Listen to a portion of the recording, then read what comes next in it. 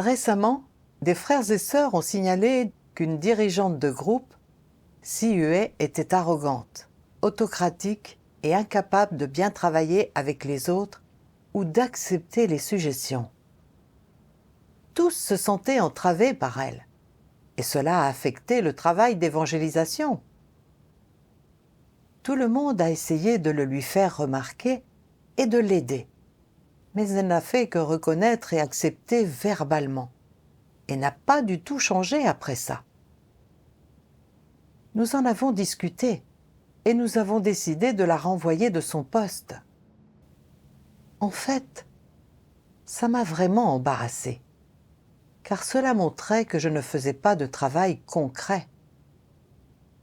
J'avais échangé avec Si-Hue sur ses problèmes à plusieurs reprises, mais à ma grande surprise, au lieu d'être résolus, ils ont empiré. J'ai réfléchi et je me suis demandé quelle en était la raison. J'ai repensé au moment où j'ai commencé le travail. J'avais remarqué que le groupe de Si-Hue réussissait le mieux dans le travail d'évangélisation et était vraiment impliqué dans son devoir. J'avais une assez haute opinion d'eux. Quand j'ai vu, notamment, à quel point Si-Hue était compétente, j'ai estimé qu'il ne devrait pas y avoir de gros problèmes avec elle comme dirigeante de groupe. Je n'ai donc pas beaucoup suivi leur travail. Même si des sœurs me signalaient leurs problèmes, je ne les prenais pas au sérieux.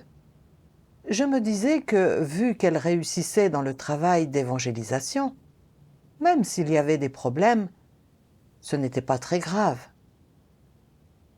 Parfois, quand j'échangeais avec elles, je leur donnais simplement quelques indications, mais je n'assurais pas le suivi pour voir si les problèmes avaient ensuite été résolus.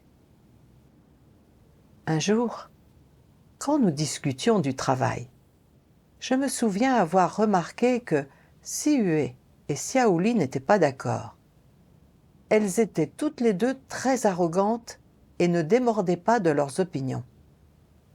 J'ai trouvé des paroles de Dieu relatives à leur état sur lesquelles échanger. En voyant qu'elles étaient toutes les deux capables de réfléchir et prêtes à changer, j'ai cru que le problème était résolu. Or, là encore, elles avaient longtemps eu du mal à travailler ensemble, si bien que je craignais qu'un seul échange avec elles ne puisse pas résoudre le problème, et je devrais suivre les choses et voir si l'état des deux sœurs avait vraiment changé.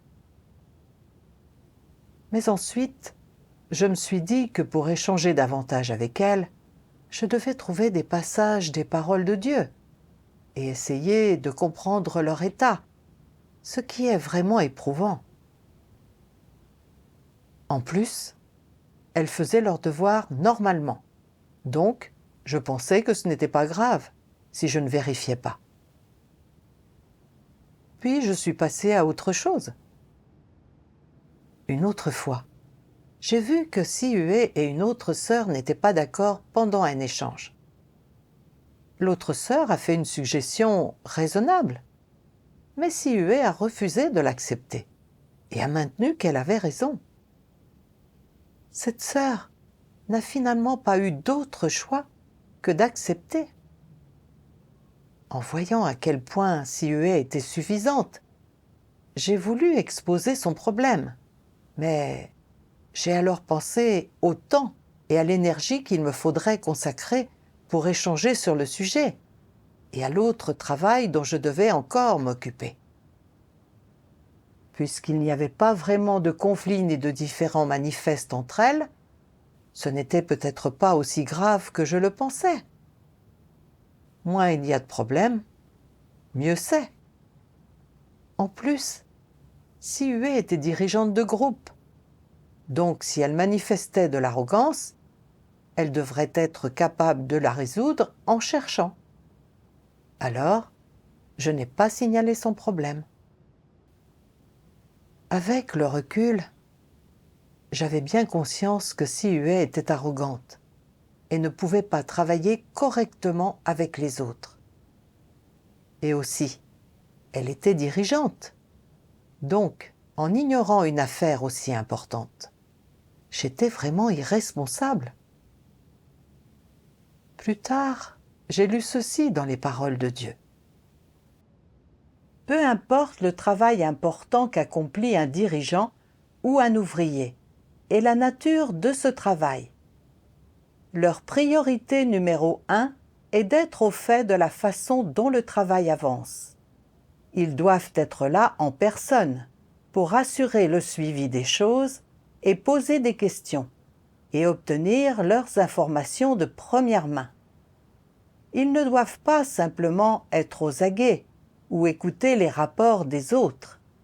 Au lieu de cela, ils doivent observer de leurs propres yeux la manière dont le personnel travaille, comment le travail progresse, et s'informer des difficultés rencontrées, savoir s'il y a dans certains domaines des contradictions avec les exigences du supérieur, si les tâches spécialisées ont enfreint les principes, s'il existe des dérangements ou des perturbations, s'il manque un équipement qui est nécessaire ou un matériel pédagogique pour une certaine tâche. Ils doivent se tenir au courant de tout cela. Peu importe le nombre de rapports qu'ils écoutent ou ce qu'ils obtiennent en restant aux aguets. Rien de cela ne vaut une visite en personne. Quand on voit les choses de ses propres yeux, c'est plus précis et plus fiable. Une fois qu'ils se seront familiarisés avec la situation, ils auront une bonne idée de ce qui se passe. Quelle que soit la tâche de travail qu'ils inspectent, les dirigeants qui portent un fardeau seront toujours en mesure d'identifier les problèmes. Pour tout problème lié à la connaissance d'une compétence professionnelle particulière ou à une violation des principes, ils seront capables d'identifier, de s'informer et de comprendre, et lorsqu'ils découvrent un problème, ils le résolvent rapidement. Les dirigeants et les ouvriers intelligents ne résolvent que les problèmes liés au travail de l'Église, aux connaissances professionnelles et aux principes de la vérité. Ils ne prêtent aucune attention aux petites choses de la vie quotidienne. Ils s'occupent de toutes les facettes du travail de diffusion de l'Évangile que Dieu a commandé. Ils posent des questions sur tous les problèmes qu'ils sont capables de percevoir ou de découvrir et les inspectent. S'ils sont incapables de résoudre eux-mêmes le problème à ce moment-là, alors ils se réunissent avec d'autres dirigeants et ouvriers, échangent avec eux, recherchent les principes de la vérité et réfléchissent aux moyens de le résoudre. S'ils rencontrent un gros problème qu'ils ne peuvent absolument pas résoudre, alors ils demandent rapidement l'aide du supérieur et permettent au supérieur de le gérer et de le résoudre. De tels dirigeants et ouvriers sont des gens qui ont des principes dans leur travail. Quel que soit le problème, tant qu'ils l'ont constaté, qu'ils en ont entendu parler ou qu'ils en ont pris connaissance, ils ne le lâcheront pas. Ils sont capables de le résoudre. Même s'il n'est pas bien résolu, ils garantissent que le problème ne se reproduira plus.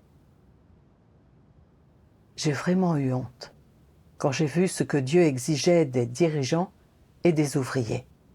Je n'avais pas porté de fardeau pour le travail d'évangélisation. Non seulement je n'avais pas rapidement suivi le travail d'évangélisation, mais je n'avais pas une compréhension approfondie de l'état des frères et sœurs. Tout comme Siué, qui était dirigeante de groupe, mais avec qui il était aussi difficile de travailler. J'aurais dû résoudre cela à travers l'échange. Mais je n'avais fait que signaler brièvement son problème sans parler avec les autres pour comprendre précisément ce qu'il en était. Je n'avais pas non plus exposé la nature de son problème, ni ses conséquences. Après ça, je n'avais pas cherché à savoir si elle avait changé ou non, si ce problème relevait de son essence ou d'une manifestation de corruption, si elle convenait pour être dirigeante de groupe, et ainsi de suite. Donc, ces problèmes n'ont jamais été réglés, et le travail d'évangélisation en a été affecté.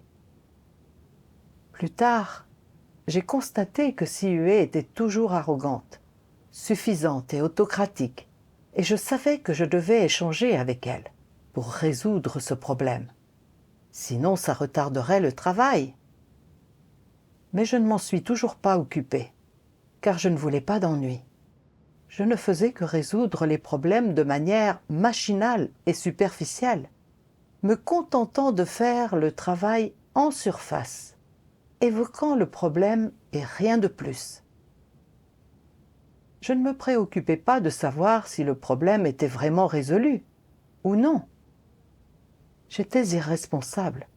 Je ne remplissais pas ma fonction et ne faisais pas de travail concret. Voilà comment se comporte un faux dirigeant. L'Église m'avait chargé du travail d'évangélisation, espérant que je serais capable de faire mon devoir selon les exigences de Dieu, d'être sérieuse et responsable dans mon travail, et de me servir des principes de la vérité pour résoudre les problèmes des frères et sœurs, pour que le travail d'évangélisation puisse se dérouler sans heurts. Mais au lieu de ça, quand il a fallu résoudre les problèmes, je n'ai rien fait, pensant que moins il y avait de problèmes, mieux c'était.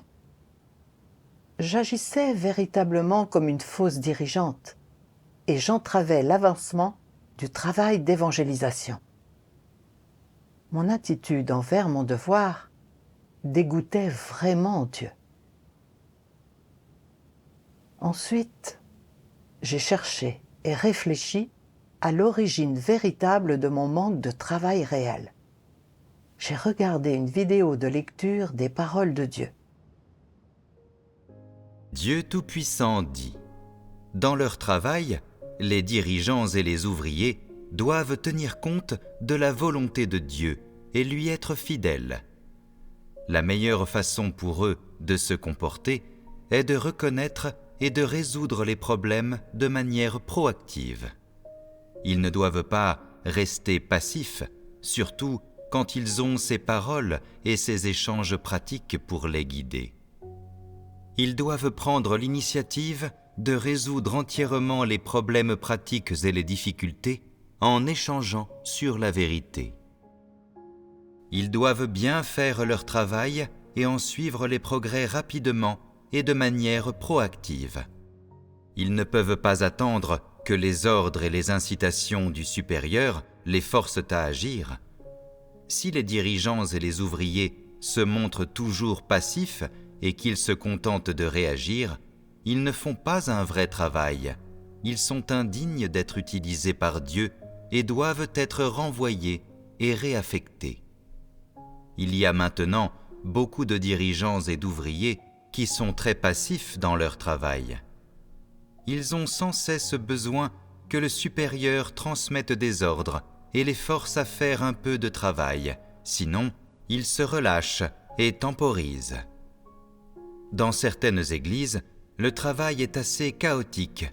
Certaines des personnes qui y accomplissent des devoirs sont incroyablement paresseuses et négligentes et n'obtiennent aucun résultat réel.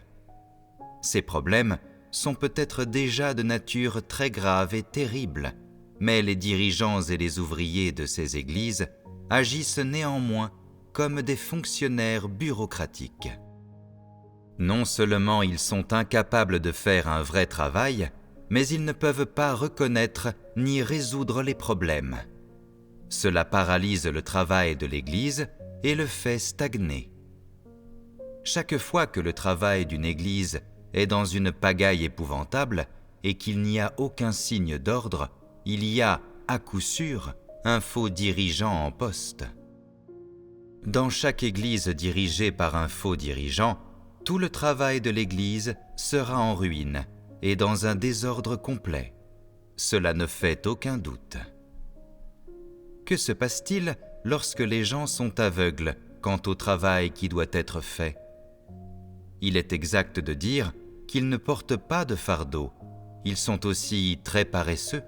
Ils ont soif de confort, font des pauses chaque fois qu'ils le peuvent et essaient d'éviter tout tracas supplémentaire. Souvent, ces gens paresseux se disent « Pourquoi devrais-je m'inquiéter autant à ce sujet ? Trop m'inquiéter ne fera que me faire vieillir plus vite. Qu'est-ce que cela va m'apporter de faire cela, de courir autant et de m'épuiser autant ? Que se passera-t-il si je m'épuise et tombe malade ? Je n'ai pas d'argent pour me faire soigner. Et qui s'occupera de moi quand je serai vieux ? Ces paresseux sont tout simplement passifs et arriérés. Ils n'ont pas une once de vérité et ne peuvent rien voir clairement. C'est manifestement une bande d'individus confus, n'est-ce pas ?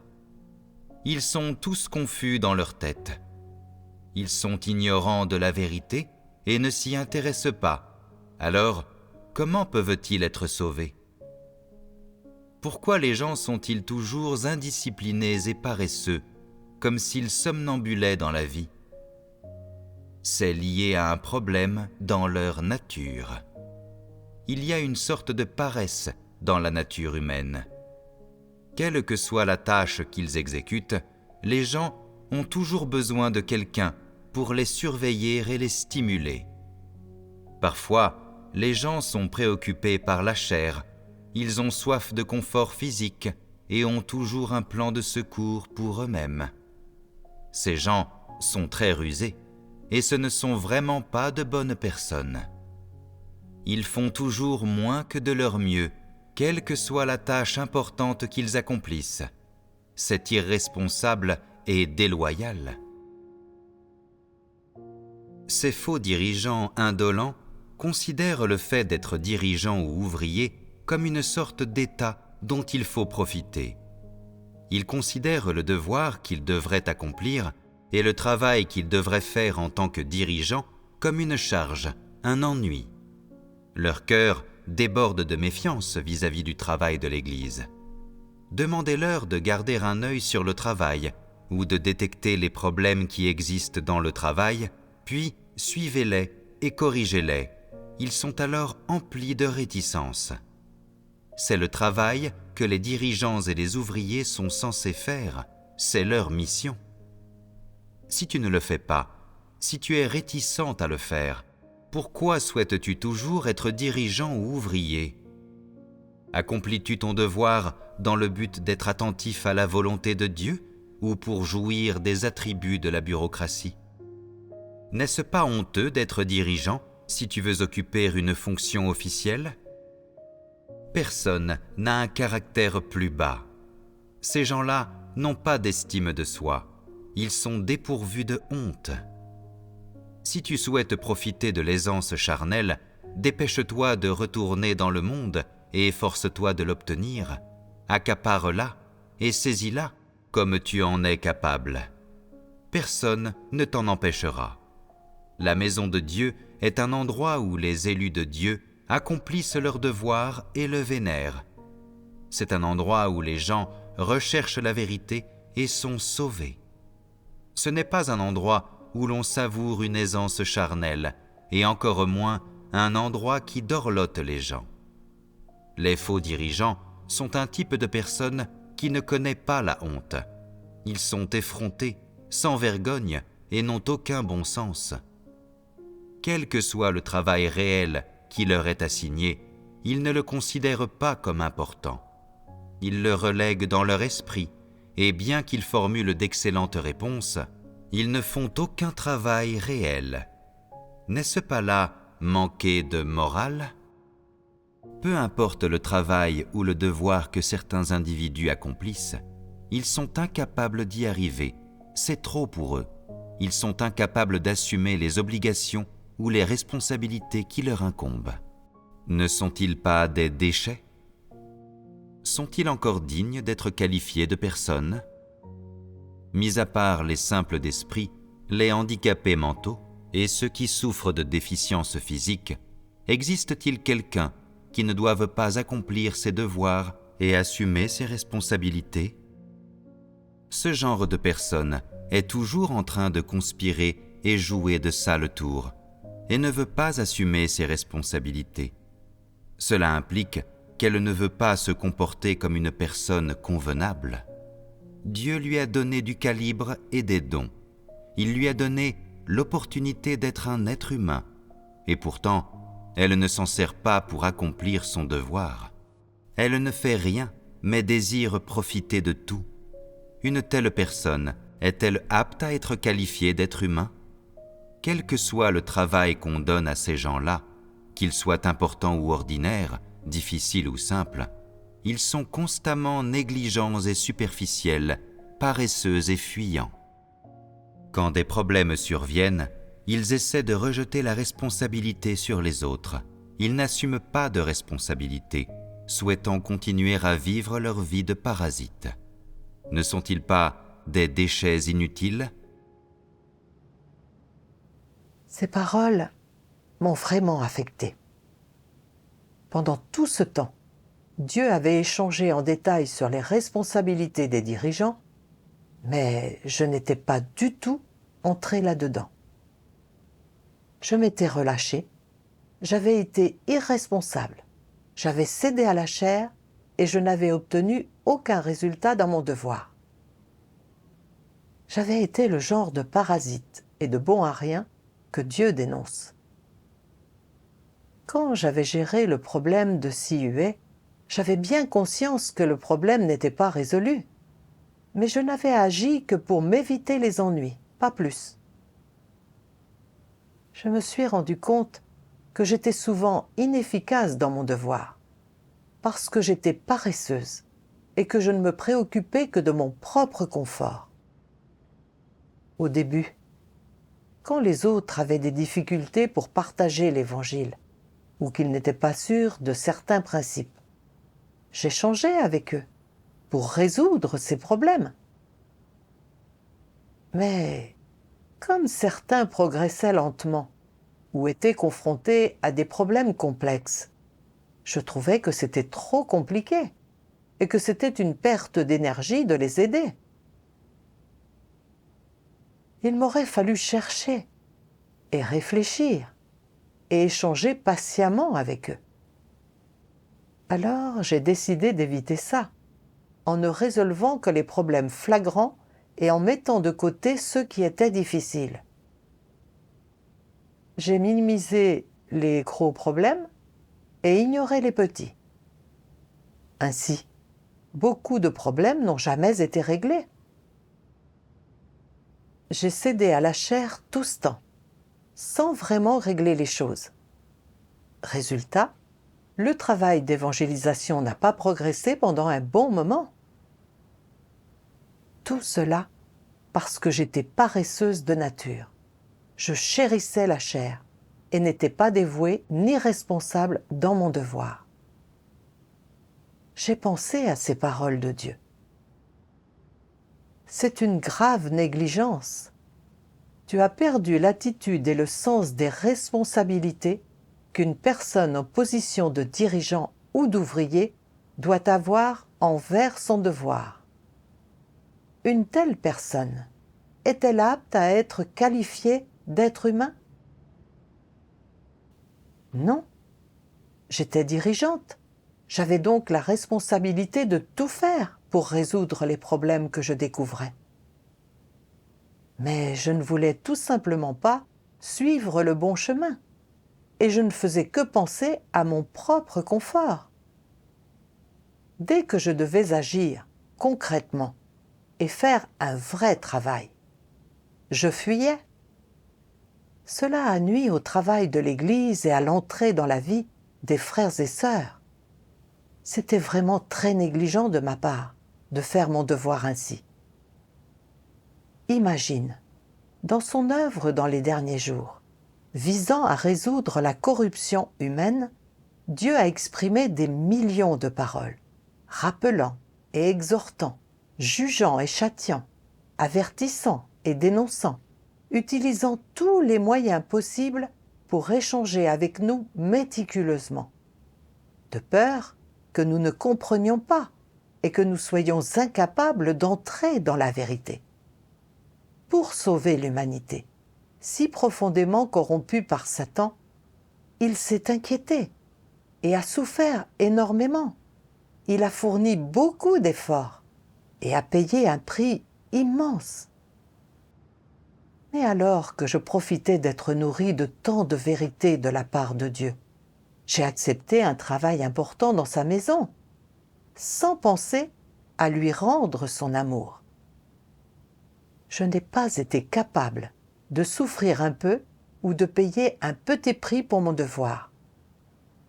Dès que je devais mener une action importante et faire du vrai travail, je fuyais. Je recherchais toujours les récompenses et les bénédictions de Dieu en échange d'un tout petit effort. J'étais si égoïste et méprisable. C'est alors que j'ai compris que le fait de toujours penser à la chair et désirer le confort, c'était vivre sans dignité et ne pas être fiable. J'étais une dirigeante paresseuse, une fausse dirigeante. Faire mon devoir ainsi m'apportait un confort passager. Mais à cause de ma paresse, je ne faisais que perdre encore davantage l'occasion d'obtenir la vérité, et Dieu finirait par me bannir. J'économisais un peu, mais je perdais beaucoup. J'étais si stupide. J'ai pensé à un passage de la Bible qui dit « Et la sécurité des insensés les perd ». Je connaissais des frères et sœurs qui avaient été renvoyés parce qu'ils n'avaient fait que penser à la chair et au confort, sans faire de réel travail. Convoiter le confort dégoûte Dieu et peut même anéantir nos chances de salut. Dieu est saint et juste. Il sonde mes intentions et mon devoir. Je ne pouvais pas continuer à agir ainsi. La maison de Dieu n'est pas le lieu où je dois convoiter le confort charnel. C'est le lieu où je dois faire mon devoir et pratiquer la vérité. Puisque j'avais accepté ce devoir, je devais donner le meilleur de moi-même pour bien le faire. J'ai prié Dieu pour me repentir. Ô Dieu, merci d'avoir mis en place cette situation pour me montrer que j'ai convoité le confort charnel dans mon devoir et que je n'ai pas du tout été responsable. Désormais, je veux faire de mon mieux pour vraiment travailler sur mon devoir. Après ça, en lisant les paroles de Dieu, en cherchant et réfléchissant, j'ai vu que j'avais un autre point de vue erroné. J'ai regardé une vidéo de lecture des paroles de Dieu. Dieu Tout-Puissant dit : les dirigeants et les ouvriers doivent comprendre ceux qui supervisent un travail important, ceux qui dirigent le partage de l'Évangile, chaque chef de groupe, directeur de groupe vidéo, etc., à partir de diverses sources. Ils doivent intensifier leur observation et leur examen de ces personnes avant de pouvoir en être sûrs. Ce n'est qu'en attribuant soigneusement les tâches aux personnes de cette manière qu'ils peuvent s'assurer que les dispositions sont appropriées et que les personnes seront efficaces dans leurs devoirs. Certains disent « Les incroyants disent tous « Ne doutez pas des personnes que vous employez et n'employez pas les personnes dont vous doutez. » Comment la maison de Dieu peut-elle être si méfiante ? Ils sont tous croyants. Comment pourraient-ils être mauvais ? Ne sont-ils pas tous de bonnes personnes ? Pourquoi l'Église doit-elle apprendre à les connaître, les surveiller et les observer ? Ces paroles sont-elles valables ? Sont-elles problématiques ? Apprendre à connaître quelqu'un, l'observer en profondeur et interagir avec lui en étroite proximité, est-ce conforme aux principes? C'est en totale adéquation avec les principes. À quel principe est-ce conforme? Au point 4 des responsabilités des dirigeants et des ouvriers, se tenir au courant de la situation des superviseurs des différents travaux et du personnel responsable des divers travaux importants et les réaffecter ou les remplacer rapidement si nécessaire afin de prévenir ou d'atténuer les pertes causées par l'emploi de personnes inappropriées et de garantir l'efficacité et le bon déroulement des travaux. C'est un bon point de référence, mais quelle est la véritable raison de faire cela? C'est parce que les gens ont des tempéraments corrompus. Même si, aujourd'hui, beaucoup de gens accomplissent un devoir, quelques-uns seulement recherchent la vérité. Il est rare que les gens recherchent la vérité et entrent dans la réalité de la vérité alors qu'ils accomplissent leur devoir. Pour la plupart, il n'y a toujours pas de principe dans leur façon de faire les choses. Ce ne sont toujours pas des gens qui obéissent vraiment à Dieu. Leur bouche dit simplement qu'ils aiment la vérité, qu'ils sont prêts à poursuivre la vérité et qu'ils sont prêts à lutter pour la vérité, mais on ne sait jamais combien de temps durera leur résolution. Les personnes qui ne recherchent pas la vérité sont susceptibles de manifester à tout moment et en tout lieu un tempérament corrompu. Les gens qui ne recherchent pas la vérité sont dépourvus de tout sens de responsabilité vis-à-vis de leurs devoirs. Ils sont souvent insouciants et superficiels. Ils agissent à leur guise et sont même incapables d'accepter d'être émondés et traités. Dès qu'ils deviennent négatifs et faibles, les gens qui ne poursuivent pas la vérité sont susceptibles de jeter l'éponge. Cela arrive souvent, rien n'est plus commun. C'est ainsi que se comportent tous ceux qui ne recherchent pas la vérité. Et donc, quand ils n'ont pas encore obtenu la vérité, les gens ne sont pas fiables et ne sont pas dignes de confiance. Qu'ils ne soient pas dignes de confiance, qu'est-ce que cela signifie? Cela signifie que, lorsqu'ils rencontrent des difficultés ou des revers, ils sont susceptibles de tomber et de devenir négatifs et faibles.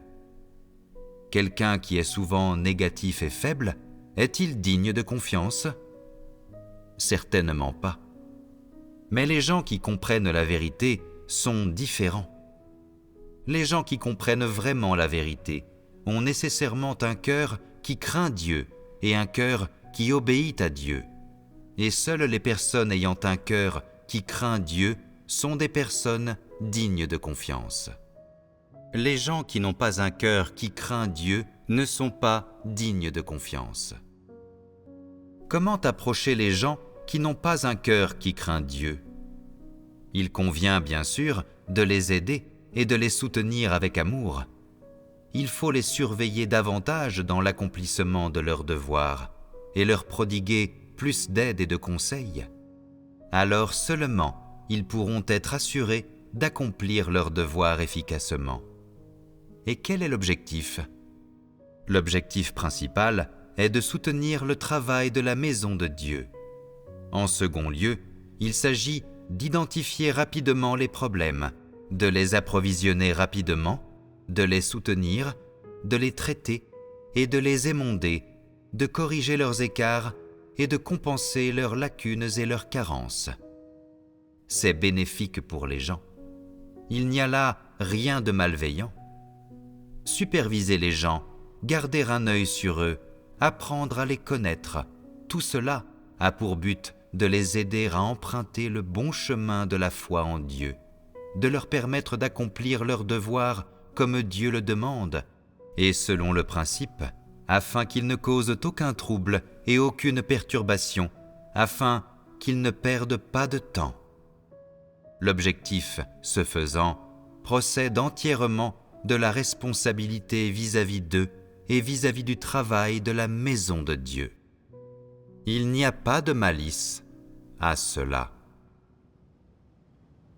Ces paroles de Dieu nous montrent l'un des principes à mettre en pratique dans notre travail. Nous devons suivre de près les frères et sœurs sous notre responsabilité, particulièrement ceux qui font un travail clé, parce que nous avons tous des tempéraments corrompus et sommes tous dépourvus de la réalité de la vérité.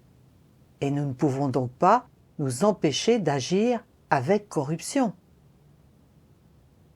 On ne peut donc pas faire confiance aveuglément à n'importe qui et laisser faire sans surveillance. Cela montre que nous sommes irresponsables dans notre travail. Je suis exactement comme ça. Parfois, les autres me signalent mes problèmes et sur le moment, je suis déterminée à changer. Mais souvent, c'est juste un élan d'enthousiasme. Quand je dois vraiment agir sur cela, je suis encore entravée par mes tempéraments corrompus, incapable de pratiquer la vérité. C'est pourquoi nous avons besoin de la supervision et de l'aide des autres pour mieux pratiquer et mieux entrer. On a tous des défauts et on ne peut pas tous saisir les principes de la vérité. Donc, inévitablement, des problèmes ou des erreurs surviennent dans nos devoirs. Et parfois, nous révélons de la corruption et agissons délibérément. Dans ces moments-là, les dirigeants doivent superviser et assurer un suivi, mieux comprendre l'avancement des devoirs de chacun, trouver les problèmes et corriger les écarts, et empêcher le mal d'affecter le travail de l'Église. Mais j'avais vraiment été aveugle et stupide.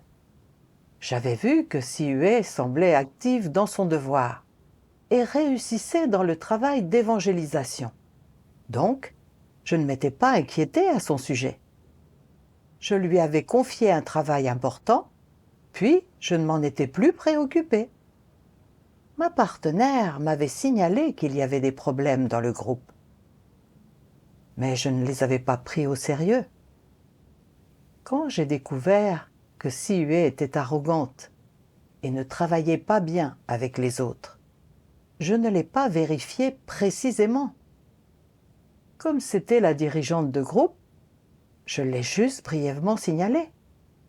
Et j'ai pensé qu'après ça, elle chercherait et entrerait, et que je n'avais donc pas à m'en soucier. Mais les choses ne se sont pas du tout passées comme je l'avais imaginé. La personne dont je me souciais le moins avait les problèmes les plus graves.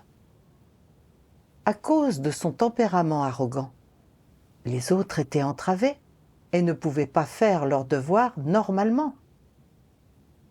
Tout ça parce que je ne faisais pas de travail concret et que je ne voyais pas les gens et les choses à travers les paroles de Dieu. Plus tard, nous avons passé en revue le travail de ce groupe et nous avons découvert qu'il y avait encore des problèmes. À travers leur travail d'évangélisation, ils avaient gagné beaucoup de gens, mais certains de ces nouveaux arrivants ne se conformaient pas aux principes. Certains n'avaient pas une bonne humanité et devaient être expulsés. Non seulement cela gâche les ressources, mais c'est aussi une complication pour l'Église. Plus je suivais leur travail, plus je découvrais des problèmes spécifiques et plus je voyais que je n'avais pas fait de travail concret. Je ne regardais qu'en surface, quand le travail semblait avancer sans heurts. Je pensais que personne ne rencontrait de problème dans son travail. Je regardais les choses de manière si superficielle. J'ai vu à quel point j'étais pathétique de ne pas comprendre la vérité. Et je me suis dit qu'à l'avenir, je devrais regarder les choses selon la vérité, assumer mes responsabilités et superviser le travail de ceux qui étaient sous ma supervision. J'ai aussi compris à quel point ce qu'exigeait Dieu des dirigeants était important. Faire un travail approfondi et le faire soi-même.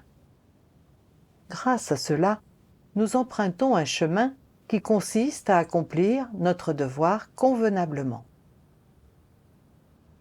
Après ça, j'ai lu d'autres paroles de Dieu.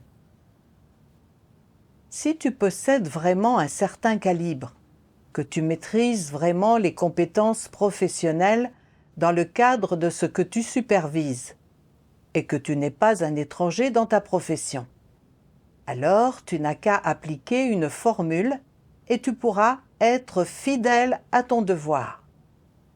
Quelle formule? Mets-y ton cœur.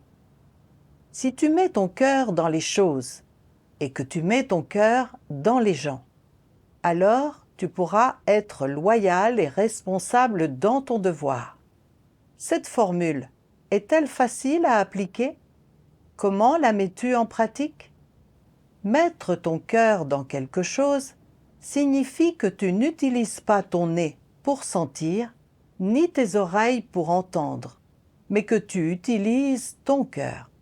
Si une personne peut vraiment mettre son cœur dans quelque chose, alors quand ses yeux voient quelqu'un faire quelque chose, s'exprimer d'une manière ou d'une autre, ou avoir une sorte de réponse à quelque chose, ou quand ses oreilles entendent les paroles, les voix ou les arguments de certaines personnes, si elle utilise son cœur pour réfléchir à ces choses et les contempler, certaines idées, opinions et attitudes surgiront dans son esprit.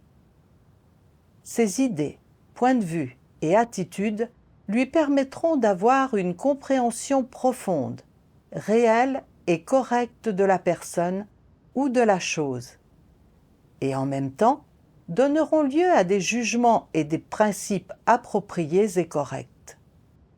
Ce n'est que si une personne met son cœur dans quelque chose de cette manière que son expression sera celle de quelqu'un qui est fidèle à son devoir.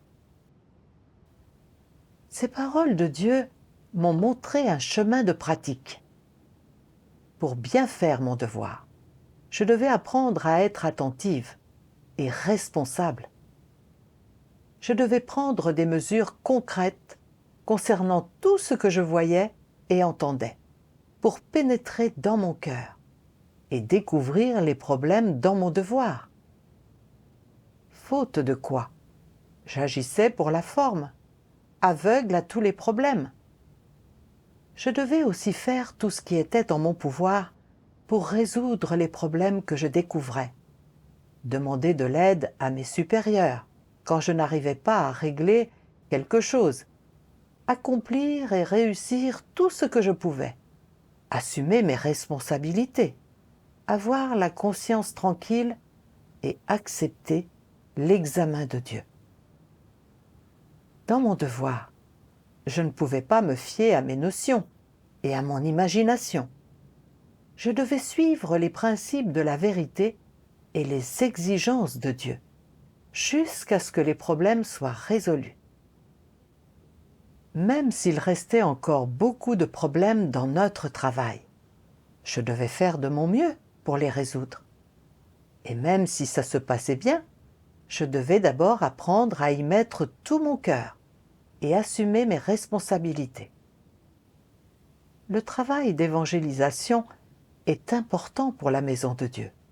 Et en ce temps crucial de la fin, si je continuais à prendre mon devoir à la légère, à rechercher le confort et à protéger mes propres intérêts, ce serait une façon de vivre égoïste, méprisable. J'ai donc prié Dieu. Dieu, je suis d'une petite stature et n'ai pas un grand calibre, mais je veux m'investir au maximum dans mon devoir et pratiquer selon tes exigences. Plus tard, j'ai découvert que le travail d'évangélisation manquait d'efficacité, principalement parce que certains ouvriers d'évangélisation étaient nouveaux et n'étaient pas clairs sur les vérités relatives au témoignage de l'œuvre de Dieu. J'ai donc envoyé l'email pour qu'elle leur donne des directives concrètes. Au début, j'avais passé du temps à analyser les notions religieuses des destinataires potentiels de l'Évangile et à comprendre les problèmes des ouvriers d'évangélisation avec l'email. Mais plus tard, quand ma propre charge de travail a augmenté, j'ai songé à confier tous ces problèmes à l'email pour m'éviter de trop m'en préoccuper. À cette pensée, je me suis sentie coupable. Le travail d'évangélisation n'allait pas bien et l'email voulait en discuter avec moi après avoir découvert ses problèmes. Mais, tel un bureaucrate, j'avais espéré lui confier cette lourde tâche. C'était méprisable. J'ai donc prié Dieu et j'ai délibérément renoncé à la chair. Quand l'email m'a fait un retour sur ses problèmes, je me suis investie de manière concrète, en échangeant avec elle et en cherchant la vérité pour les résoudre. Grâce à cette collaboration concrète, j'ai pu mieux comprendre le travail de ce groupe et progresser plus vite. J'ai pu rapidement déceler et résoudre les problèmes et difficultés des ouvriers d'évangélisation. J'ai vu l'orientation de Dieu à travers cette collaboration concrète. De nouveaux ouvriers d'évangélisation ont peu à peu réussi à saisir les principes. Le travail d'évangélisation est devenu plus fructueux et certains nouveaux arrivants ont pris en charge des devoirs après avoir accepté la nouvelle œuvre de Dieu. Même si récemment, j'ai consacré plus de temps et d'énergie à mon devoir, quand j'y mets vraiment tout mon cœur, je ne le trouve pas difficile, ni fatigant. En réalité, je me suis équipée de plus de principes de vérité et en priant en silence devant Dieu, en cherchant, quand des problèmes surviennent, je me suis rapprochée de Dieu et me suis davantage concentrée sur mon devoir. J'ai encore beaucoup de lacunes dans mon devoir. Je suis encore loin de l'accomplir convenablement.